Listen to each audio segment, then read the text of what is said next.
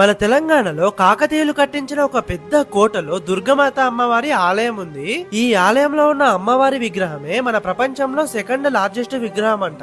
ఇదే సప్త ప్రాకారయుత శ్రీ దుర్గా భవాని ఆలయం. ఇది సంగారెడ్డి జిల్లాలోని ఈశ్వరపురం అనే విలేజ్ లో ఉంది.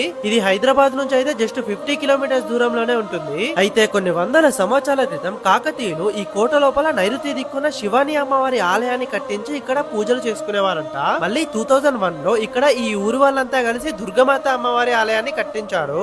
ఈ ఆలయం లోపలికి వెళ్ళడానికి మనకి స్టార్టింగ్ లోనే భారీ ఎంట్రన్స్ కనిపిస్తుంది. ఇంకా లోపల చాలా విశాలంగా ఉంటది. దాదాపు 4 ఎకరాల విస్తీర్ణంలో ఉంటుంది ఈ ఆలయం. ఇంకా ఈ ఆలయం పక్కనే ఒక శివలింగం, ఆంజనేయ స్వామి, నాగదేవతల విగ్రహాలు కనిపిస్తున్నాయి. ఇంకా ఇక్కడ వినాయకుడు, ఇంకా కాకతీయులు ప్రతిష్ఠించిన శివాని అమ్మవారు కూడా దర్శనమిస్తారు.